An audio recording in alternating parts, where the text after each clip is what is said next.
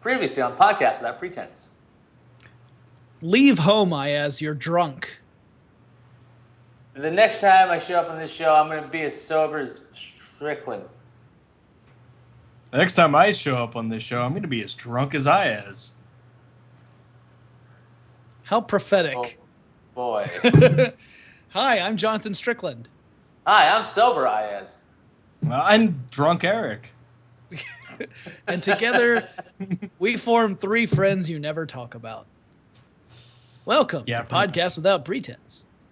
Yes, and my foot So how are you two? My foot's in pain, but otherwise I'm good. How are you, Eric? Oh, I'm fantastic. Thanks for asking. Jonathan? Excellent. I'm better now. Today was a pretty shitty day. It was just. Now, why do you say that? Well, it's just lots of irritating things. Nothing major. So no huge drama or anything like that. Just a lot of frustrating Supreme Court things. decisions or anything. No, that was yesterday. Yeah, that was. Sorry, go ahead. That was bad. Yeah. When I look at the grand scheme of things, my shitty day is like not even a bump in the road. It doesn't even register. But it was just lots of frustration. So here's what my day was. I get to work, and when I get to work, I discover that our Wi-Fi network was down. We did not have a working wired connection at that moment, and the How Stuff Works website was experiencing difficulty that morning. They were getting DNS failures for lots of links. What did you publish, Jonathan? I didn't touch a darn thing. It was not me this time. Honest. I usually just break laptops at my office, not the website.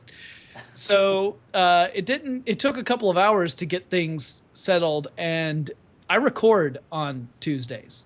We weren't even sure at first if we would be able to record because the computers that were hooked up to our microphones were having issues as well, but we finally got all that sorted out. So everything was back on track. We did have to compress our research into a shorter time frame than we usually do, but thank goodness we were just talking about particle accelerators, right? So easy topic. Wait, was that you re-recorded that one or whatever, right? Because I saw you posted about the awesome slap on the back that you got from one of the CERN scientists.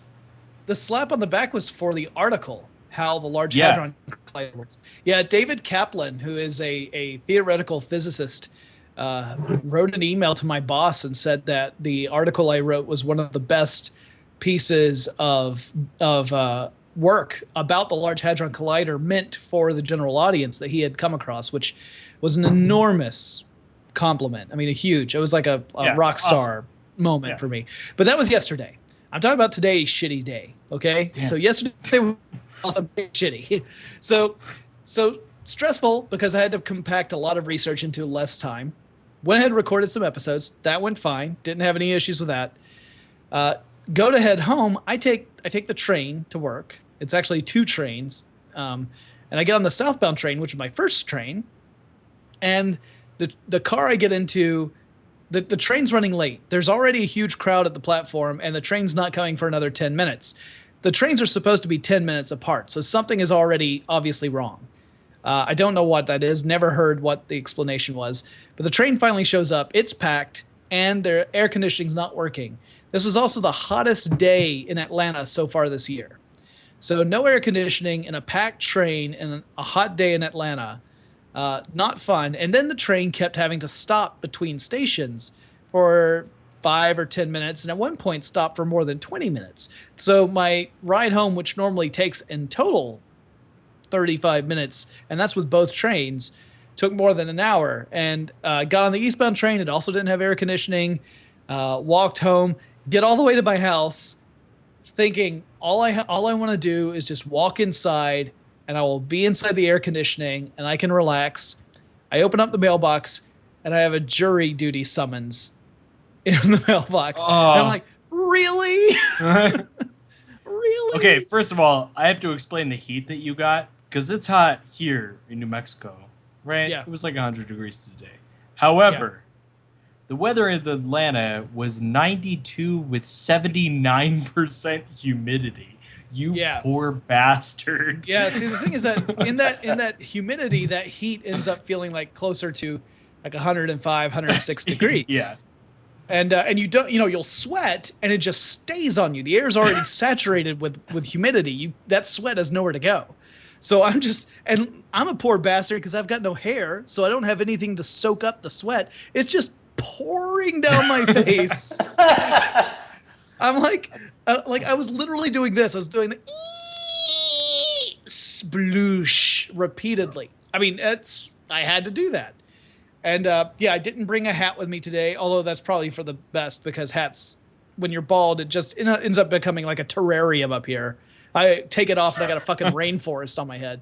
It was, again, nothing major, no huge drama. Everyone in my life, as far as I know, is still happy and healthy. It was just a series of frustrations that were meant to test me. So to find out if I was going to rip someone's face off later today. And I didn't. So I guess I win. Although the night's not over yet. So we definitely need to get Jonathan a headband and some sweatbands on his wrists. So he can, I would hate to wear it. I would despise wearing a headband. But today would have been a day where I'd be like, okay, I'm going to look like the biggest dick on the entire planet. But god damn it. At least I'll be able to see because I won't have sweat pouring into my eyes. So anyway, that was my frustrating day. And also one other thing that did help out when I got home, I got to watch a pilot for a web series for tech stuff, which may never go anywhere. So it's not tech stuff is going nowhere. You're right. Well, as a video series. I mean, as an audio podcast, it is well established, but as a video series, that's new ground for us. And so I watched it, and it's very, very different from the feel of a forward-thinking episode, which is good because you want those two things to have very separate and distinct identities.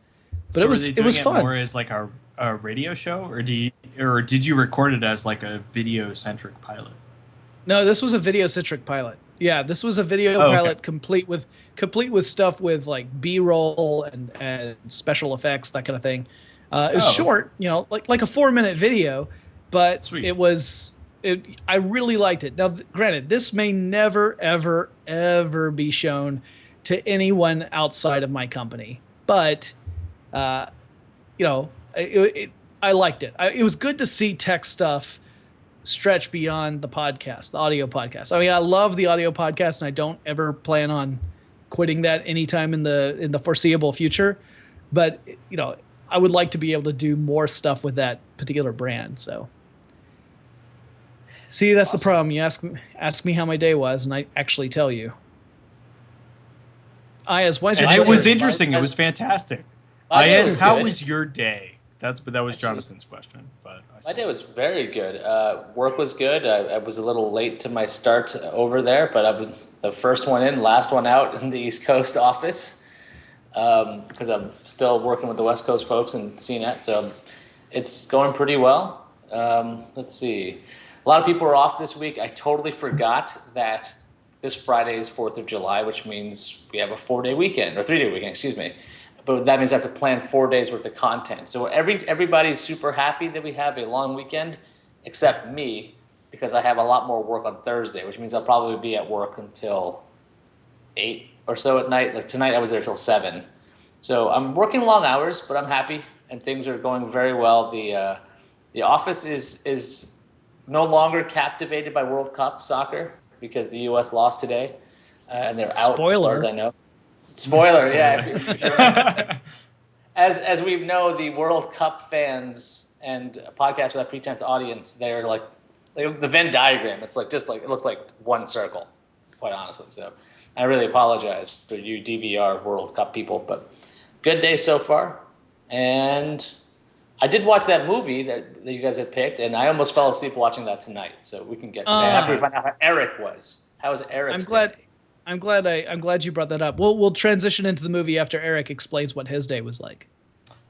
My day won't be long. I worked. I mean, there were frustrations in there, but I won't go into them. I actually went to a weird office style party at the old place that I used to work today, which was a weird experience. Seeing Were you like just constantly the flipping the CEO bird? and the vice president of the company that I used to work for, that I quit, and then seeing all of my other former like coworkers and things. It was a very strange experience, but for the most part, my day was good. It was super hot. It wasn't 80% humidity in New Mexico, so it was acceptable. It was 100 degrees. It was fine. But yeah, it was good. The weird post-work party was free beer, so hence why I'm here now. I could just, Eric, I could just imagine you going to a party with your former boss there, from the job that you quit, while you're drinking the free beer. You're just like, hey, remember me? I'm Eric. Suck my balls. That is I think how they were looking at me. Because I quit the job, and yeah, like, the CEO is there, the vice president, everybody in the company was really there, and I was literally wearing a Vidpresso T-shirt. That sponsorship's not paid for, even though I'm paid by them, by the way. But yeah, and I forgot about that, and I'm like, oh yeah, hey guys, I'm gonna drink a free beer. I had a good time. It was great. Well, good. And the main thing, the main reason that was important is because what they're trying to do here in Albuquerque is these guys I used to work for are trying to start a startup accelerator, like Y Combinator style, and I have quite literally no faith in it. So, ringing endorsement from Eric Sandine. I'm almost certain that they already know that. If not, it doesn't hurt me. Okay. Well, how to burn bridges, coming up next on Podcast Without Pretense. All right. Actually, let's transition to... It'll be a topic on my other show, Quest for Peace. I am going to talk about burning bridges. Can I be a guest on that? Sure, why not? All right. Totally. And then I was about to say you should have me as a guest on that too, for the whole discovery thing. So we're gonna have to have. This sounds like a conversation we should not have. This is actually, it'll have to be a montage episode at this point. You'll have like 40 different people on. Let me air my grievances. But that's not. I mean, that's. I actually have a personal policy where I try very hard not to burn bridges, because I never know with whom I'm going to work in the future, and honestly, most of the time the complaints I have aren't directed toward an entire organization. It might be something that's limited to a couple of people. So I try not to burn bridges. The temptation is there, obviously, but I also try to, maintain a hold on my crazy opinions. First of all, I don't think many people try to burn bridges that way. I don't try to burn bridges, but your opinions are crazy. I find that I agree with most of them. So that was just my way of kind of distancing myself from expressing an opinion that could potentially lead to bridges being burned. So, fair enough. Iyaz movie, go. Speaking of bridges, well, first of all, we have to explain what the whole movie thing is, right? That's what we do first before we talk about the movie. So the object here is that we pick a terrible movie. Usually a terrible movie on Netflix or Amazon Prime or something like that. What's that? Accomplished. For this particular pick. Got to pick a terrible movie, and then the goal is to see how far we can get watching that movie before we either give up on the film or we allow some sort of diversion, like a secondary screen, to enter into the scenario. The goal is really to just be one-on-one, you and the movie, with no other distractions present, so that we can really test our threshold of attention. And this week, the movie was Flying Devils. So before we talk about this movie, Iyaz, how far did you get before some sort of distraction came into play? Okay, well, I'm going to give you like 15 different answers on this one. First, Okay. there was a second person in the room, but Liz was not allowed to talk because she knows the rules of this show. So if she counts as a distraction, but silent, 0. The first time I checked my phone, 1:05 in because I got a message from my realtor. But then after that, I got through about an hour and 10 without looking at another screen. So take one of those numbers. So, Iyaz, this is the part where I explained to you that Eric and I didn't watch this movie because this was your punishment for going on the night attack show. Since you went on Night Attack, which is recorded at the same time as our show, we decided to pick the movie and then you watch it and find out what this movie's about because neither of us bothered. Okay, this is great. I'm really glad because I watched this movie. I started watching it around 8:30. Oh, you son of a bitch! Did you enjoy this? No, I didn't. I'm just enjoying the fact that you guys did this to me. I'm actually getting this is very funny. Okay. Okay. Could somebody get the Jonathan? Would you mind getting the description of the movie up for me? Because I've got this little laptop here, and I'll pull it up. Okay, because I don't have it in front of me right now, but I'll get it in a second. Vamp. Now, I could not remember the title of this movie all day. Liz is like, "What movie do you have to watch tonight?" I'm like, "I don't know." Like Flying Dogs, Flying something. Flying Devils. Yeah, so I've got somewhere in my head. I've got the description. Yeah. Go for it. A family of aerialists decides to go after the $250,000 prize being offered to any group that can execute a next to impossible trapeze maneuver. It's also a foreign film. Okay. Now, Jonathan's description is actually frozen on the screen when you first start this movie. Now, I cannot tell if because of whatever connection I have today or if this is an issue with the transfer, but this movie it looked terrible. It looked like something with like a 2-3 pull down issue. Everything was super jittery. It looked like Dr. Katz where like everything was squiggle vision. It kept happening throughout the whole movie. So it looked like it was a low res source and it had jittery problems. So for the first couple of minutes, I couldn't quite tell that it was a foreign movie because the dubbing was so on top of its game and nothing lined up anyway. So I continued to watch this movie, and like in the first scene, there's this woman, this close-up shot on her. She's got these sunglasses on. I'm like, oh, it looks like Jessica Walters or Waters, the one from Arrested Development. I'm like, okay, maybe this is why the guys picked it. Like this is one the lady from Archer, Arrested Development. This is gonna be fun. It is not her. This woman looks like her, and she's not there. On top of that, this film, this is I haven't even talked about the actual plot yet. It's in 4:3, and it looks like it's not even a pan and scan. It looks like it was shot in 16:9 or some other widescreen format, but you just get the middle. So in the credit scene, in the beginning, you have names cut off, and I'm like tapping the screen on my iPad, like maybe I zoomed in by accident. No, it's just one of the world's worst Netflix transfers I've ever seen. It looks like one of those original DVDs you'd get free with your DVD player back in 1997. Like, it's just a shit transfer. As for the movie, the movie centers around a flying aerialist group or troupe, if you want to call it that. There's a father figure, a daughter, a son, I think, and then the daughter's love interest / fiance. And in the course of the film, a reporter wants to know more about this move they're going to pull off, the quad. And all it is doing 4 somersaults.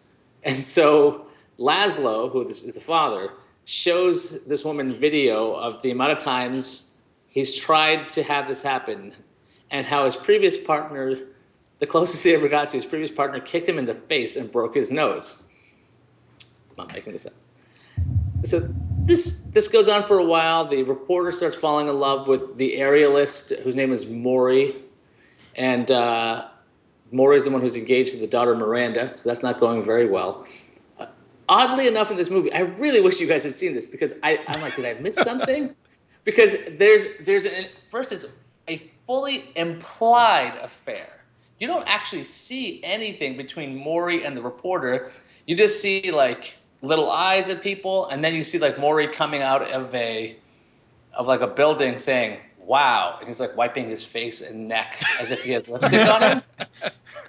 And I'm like, As one does.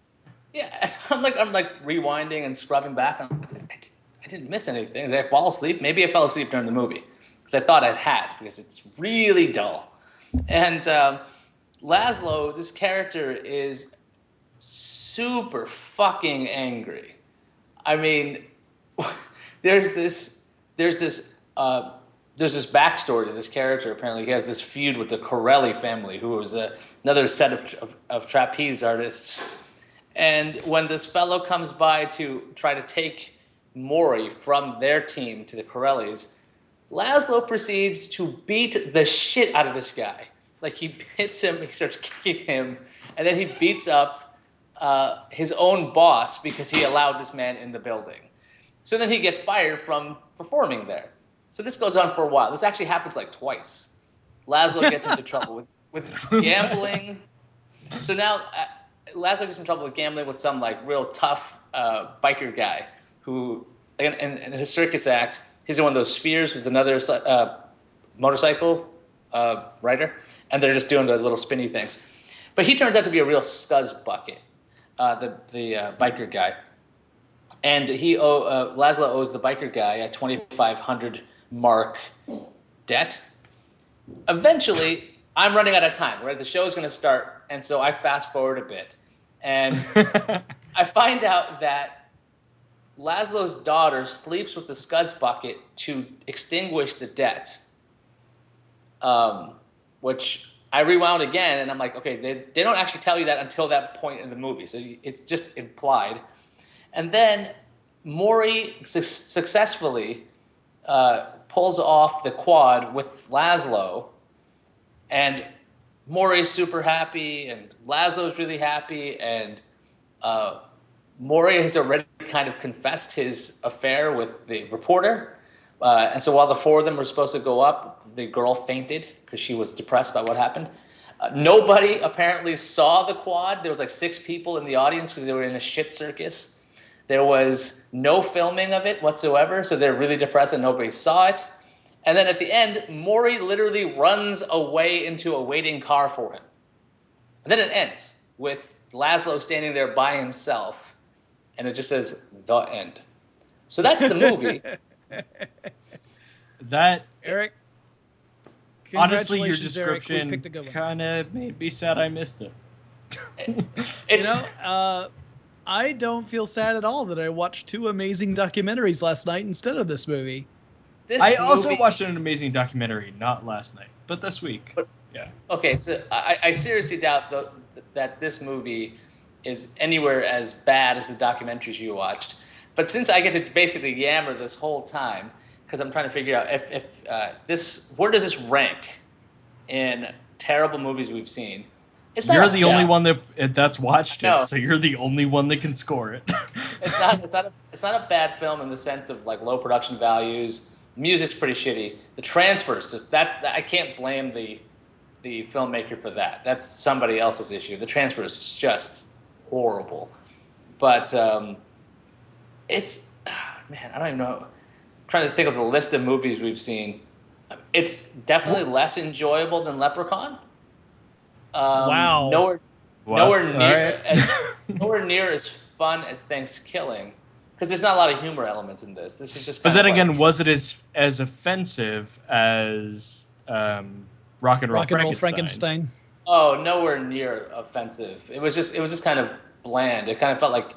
So it's somewhere in the middle of everything. How does it measure up against Senorita Justice? See, Senorita Justice, at least they were so bad that I started laughing. This movie is not done poorly. It's just I don't care about the story, and none of these characters are like fun to watch. It's nowhere near as bad as Adventures of Thunderstorm, I mean, I fucking love Thunderstorm. That was a terrible movie. Like, and I want to watch that again. But this thing was just dull. And so I assume it's better than Mummy Maniac.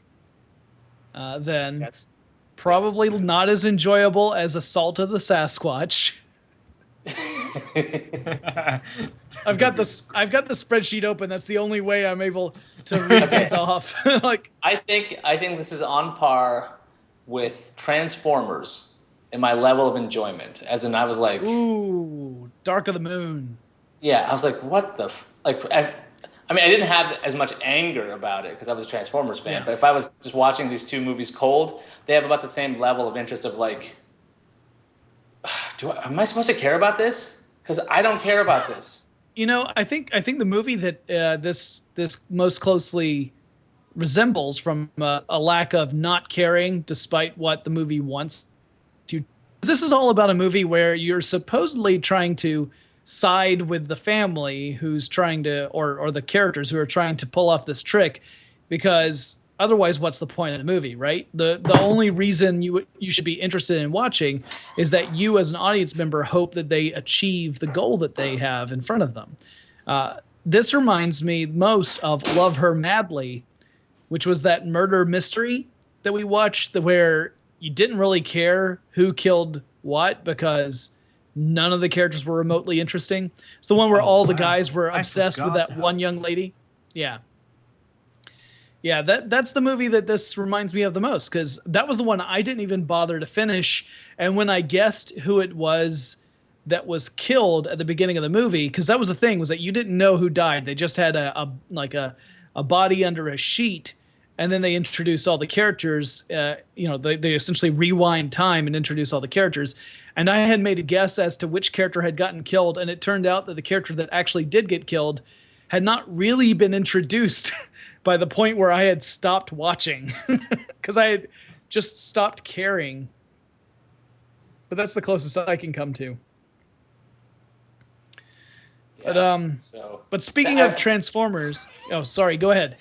I was going to say, I truly enjoyed this prank. This was terrible. I don't listen to this show. I didn't listen when I used to edit the show myself. I didn't listen to this show. I continue to not listen to the show. Because if I don't remember, it didn't happen. So there's a lot of things that haven't happened in my life. But that I'm really glad you guys found that movie. I'm really glad, by the way, because I was watching this film. I'm like, what if I picked the wrong movie? What if I read the wrong thing? And basically, that became impossible. So I'm really happy that was impossible. Yeah, no, you could have picked literally any movie and it still would have been the right one, as long as it had been shitty enough. Our reasoning, by the way, was Eric and I were both trying to come up with a movie in a category that we thought that you would really not be interested in, so that's why we went with sports. I like sports. But we totally have next week's movie. I really want to watch this movie. Which one is that? It's the talking cat one. Whatever the hell that was called. The cat one. Did I add that? I don't think I added it. You probably did. There was a long discussion about it because I think you brought it up first. Christ, I don't remember what it was. I think it's actually literally called A Talking Cat ? Oh God, yes, the family movie, A Talking Cat. Yep. Oh dear God, I had to watch Super Buddies the other day. It's actually A Talking Cat ! Exclamation point. Yeah, I got it wrong. All right, that's the story of a Duffy, an adorable cat who talks. Yeah, actually, a heartwarming story. Heartwarming, Jonathan. So, Eric, what does it suggest? Like, what does it predict your best guess is? I've got 3.2. You know, the average is 3.3, so the average person likes this movie more than you do. That's true. What do you have? Come on. I think he froze. I did freeze. Or did Eric freeze? I think we both froze somewhere in there. Okay. I was going to say that I said that it's amazing that the average person likes this movie more than you do. Oh. Are you calling me average man then? I have 2.7 as my best guess, which is actually higher than I had anticipated. Yeah. Now But you know what? We will find out next week. We will discuss this. So one of the movies none of us saw this weekend was Thanksgiving.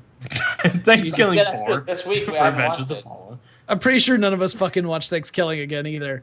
No, I was gonna say Transformers 4, which is about on the, from what I understand, the quality level of Thanksgiving. So that's probably an insult to Thanksgiving. Way higher budget. Come on. Yeah. The budget was a significant difference. So, Eric, I know you read that fact that I linked to, right? I did. Wasn't that phenomenal? What's that? Wasn't it phenomenal? The fact was well written. The movie that it was written about seems horrible. Yeah. Not just horrible, but offensively horrible. Yeah. Like, I mean, like rock and roll Frankenstein offensive. Yeah. I mean, when a statutory rape joke is meant as a way of actual comic relief, relieving tension in a scene, that's bad. You know, it's not good, Michael Bay. So are we gonna, since none of us have seen it, we obviously don't care about spoilers, and so if you're listening to this show or watching it, we're probably going to spoil the hell out of this movie because we don't care about it. I don't know that you can spoil it based upon that synopsis we read. I don't think there's, for one thing, even while I was reading the synopsis, they were very clear about saying there's not really a story in this movie. So if there's no story, it's really hard to spoil stuff. Well, I got some spoilers when it came to some characters showing up, the lack of actual named Dinobots, Megatron being reborn, some cool homages to the '85 movie that sounded cool. But then I heard the movie was about like 2.5 hours long, and the Dinobots don't show up for like 2 hours. And never mind, the movie poster has Optimus Prime riding the back of Grimlock, who's not named Grimlock. So right, that would be spoilery, I guess. But it's the Transformers. Like, what do you expect? I also like that the synopsis explains that at the very top of the movie, you see a scene from millions of years in the Earth's past where a spaceship is dropping some stuff onto the Earth's surface that ends up turning dinosaurs into big metal, like encased skeletons, essentially, because it kills them. And then the dinosaurs die, and they're just these metal fossils. And then the fact has, so these become the Dinobots, huh? And the fact's, no. So wait, are they connected to the Dinobots? No, there's no connection. It's just something that happens. And then the Dinobots show up toward the end of the movie, and they aren't at all connected to these dinosaurs that were hit by this stuff that turned them into metal. It's just, these are just things that happen. It says here, you're about to ask if the spaceships suck up some dinosaurs to study them or something, but the answer is no. These ships bomb the dinosaurs turn into metal. End of scene, case closed. Any Dinobots that come later are completely coincidental. This is from IO9, by the way. We'll get you a link. But the start of this, though, you're right. It's. I thought you were just kidding, but the fact says, what is Transformers Age of Extinction about? Answer, nothing. It's about nothing. Yeah. It took me a second after you said that article, and you were like, "There's a rape joke," and then I got to that point, and I was like, "Oh, that's not cool, man." No. My buddy, my co-host for Forward Thinking, Joe McCormick, he actually went and saw this movie, and he had not seen any of the other Transformers movies, and he told me, this has got to be the worst one. And I said, hey, hang on there, buddy, because I've seen 2 of the 3, and they were awful. And I was ready to go toe-to-toe. I was like, listen, Dark of the Moon is terrible, and I hear that the second one is The Revenge of the Fallen is even worse. It is a horrible. And then I read the synopsis, and I walked up to him and said, listen, I got to concede that argument that we were having earlier. You are right. This has got to be the worst one of the bunch. Because as bad as Dark of the Moon was, I don't remember there being a rape joke in it. I do remember that the Shia LaBeouf's character's parents were the biggest douchebags in the world. Like their son has saved the world twice, and they're still complete douchebags to him. Anyway, so I'm going I highly recommend right now. Yeah, it's cool. So documentaries, go, Jonathan. Yes, yeah. Well, before I get onto that, I do highly recommend reading that IO9 FAQ on the movie rather than going to see it. As for awesome documentaries, it's pretty good and hilarious. And yes, and definitely it's got to be more entertaining. It makes me want to entertaining. steal the movie just so I can confirm the correctness of the fact, but I also don't want to watch it. So Yeah. really, I'm gonna trust IO9 on this one. So, well, first, Eric, what was the name of the documentary you watched? What was I watching? I watched The Internet's Own Boy that came out on Friday. Oh, I haven't seen that. About Aaron Schwartz. Interesting. Yeah, no, both of the ones I watched were very light on the material. One was Indie Game. I saw that. Indie Game movie. What was the second one you mentioned? About Doc of the Dead. Zombie-ish things or something? Yeah, Doc of the Dead. Yes, I really wanted to watch that one. But yeah, no, The Internet's Own Boy was really good. If you, I assume you guys know who Aaron Schwartz was because you're in some of these circles. Yeah, as in the internet. Yeah, it was pretty good. It's Creative Commons licensed as well, so you can grab a copy. There's one up on archive.org. I got it on Amazon Prime. I think it was like $6 or something like that. It was a really good summary, a really good refresher that was kind of needed for the case because it actually kind of made me realize it's only been a year since he killed himself, and that was actually kind of intense. So it actually kind of got me revved up. But it was a great documentary. Of course, he was a brilliant dude. It was pretty well done. Of course, it's a one-sided argument for Aaron Schwartz being a great, brilliant dude. People complained about that for some reason. Right, that it wasn't objective. That it wasn't yeah, exactly. Yeah. That's pretty much it. And I mean, I understand that argument, but I really don't care for it. I don't think a documentary has to be objective to be good. I understand where they're coming from because they're thinking of a documentary in the style of journalism, and ideally journalism takes an unbiased look at whatever the subject happens to be. But a documentary can certainly have its own point of view. And if it is able to support it, then that's great. If it's able to support it honestly, that's better. And I mean, come on. I mean, let's look at a documentary. There's no one who's going to pay for a documentary to take an objective point of view. Like,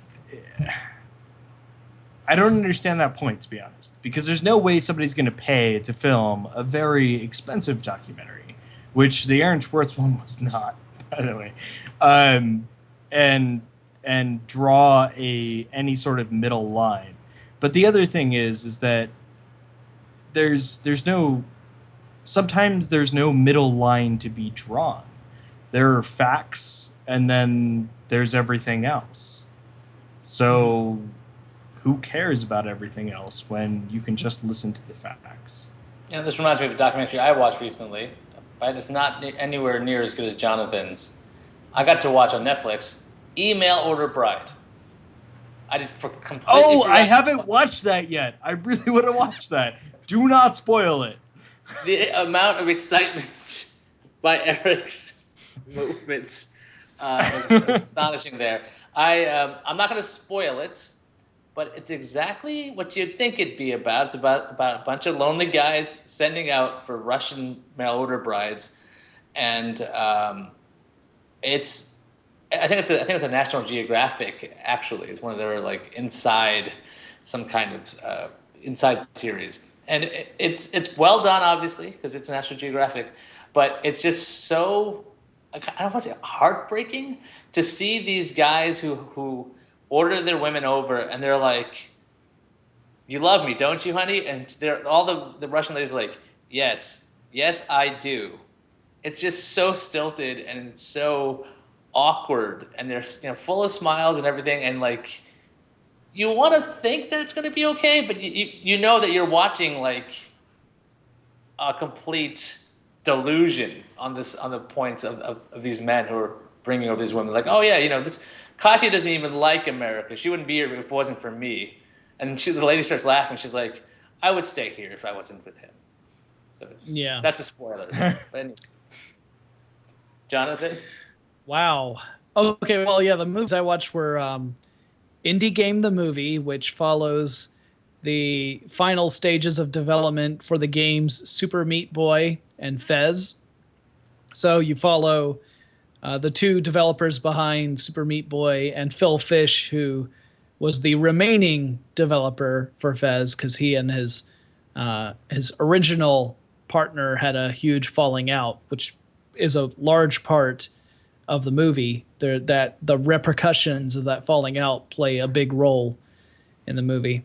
It's really interesting. That being like a massive part of that movie. Like I saw it a while ago. Sorry. Yeah. No, and it's fantastic. That documentary is like, I was explaining. I knew how everything was going to turn out, but because of course, by this time, both Fez and Super Meat Boy have been out for ages. So if you're a gamer and you follow that kind of stuff, you know how this turns out. It's not a big surprise at the end. And even with that in mind, it still was really good at creating tension. Like, I was eager to see what happened next and nervous for the guys, even though I know that everything turned out all right, at least for Super Meat Boy. Phil Fish had issues. And it's perhaps true, not. But have you played Fez? That game is so much fun. I love the concept. The game looks fantastic. The game's great. It's not the game that is the issue. The issue is that Phil Fish, first of all, he's got a personality that can be very aggressive, and that's important for some things. It's not like that's a bad thing all on its own. But he also had to deal with a lot of complicated issues, some of which might have been more complicated by the fact that he's also an aggressive personality. And then, of course, he faced all that criticism from people who were tired of waiting for his game, even though all he wanted to do was make a great game. It's not like he was being lazy. He was determined to make the greatest game he possibly could. And so it became this really frustrating loop for him, where people were giving him lots of shit for taking his time when really he was having to do a ton of work. I feel a lot of sympathy for him. I do think, just based upon the stuff I followed with the way he's handled criticisms and conversations in the past, I do think that he perhaps could have found a better way of dealing with that. But then again, I was not under the same sort of pressures he was under, or the same sort of frustrations, or dealing with the same huge amount of incredibly negative criticism, despite trying to do my best to make something incredible. And also despite not having a product out that one could really criticize yet, Yeah. And I think that was part of, or at least for me, that would be one of the things that would really get to me, is that there's nothing out there for you to actually really judge right now, but you're just calling me a shitty person for no reason. The Fez stuff was fascinating, but I really loved the segments about Super Meat Boy, because you have these two creators who are, if you're looking at them from a mainstream lens, they certainly come across as a little odd. Some of them both of them have some stereotypical features that you would associate with nerds and geeks, but they're also passionate creators, and they have very strong opinions about the industry they work in and the types of games that they think are great games. And they put their money, in this case their talent, where their mouths are. They really work hard to create the game that they believe will be a reflection of what they value. And that is admirable. And it's one of those things where, as someone who has been involved in several creative endeavors, I can completely identify with some of their insecurities, and how even when they found success, it's not like all their insecurities suddenly melted away and they feel great about what they've done. They still, like, they talk about how even when it's clear Super Meat Boy is going to be a success, they still feel like there's some way the rug could be pulled out from under their feet at the last minute. And that my favorite moment in the entire documentary is when one of the two developers, who you feel like this guy is on the verge of a major serious depression, despite the fact that his game has done so well. And then the co-creator tells him to watch some videos that people have uploaded to YouTube of them playing Super Meat Boy and their reactions to the game. And the guy starts watching them, and then his face lights up. And you realize this is all due in large part to editing of the documentary, but the narrative it tells is just one of such elation when he actually can see people enjoying the game that he worked so hard to put together. I mean, but you feel that sort of elation. I mean, you create things, and I create things, and Iyaz creates things, and honestly, it's so true. No matter what I do, like, not that I'm necessarily depressed about it or think it's bad or whatever, but there is a certain thing about for me, hearing from a specific user. I'll be talking to users on the phone and via chat or whatever, and I'll talk to them, and they'll say, by the way, we love you guys. This is amazing. Like, you guys are great. Somebody does that once a week, and it gets rid of all of my feelings about, all of the users who are giving random complaints and doing whatever. Like, it always feels good to do that, Yes, and I'm sure, like, Jonathan, you've read those comments. The positive comments seem to outweigh any negative comments tenfold for me. I don't know about you guys, but there are times where I'll challenge, by the way. Does it now? This is flatly a challenge. If you want to see if you can make Eric Sandine feel bad, now you know how to do it. Bring it on. He's saying that the positives are tenfold better than the worst, meaning you don't get enough negative comments. So all the iTunes reviews from here on out have to be, I love Iyaz and Jonathan, but Eric sucks. Yes, but much more. 5 stars, though. 5 stars. 5 stars. He sucks so hard it goes into another realm. Anyway, because my battery's dying and I don't have a charger, I need us to look into the future. Okay. Next week on Podcast Without Pretense. I really wish I had told you guys about Dock of the Dead in hindsight. I make no promises about my sobriety of next episode. I'm gonna be just as drunk. It'll happen.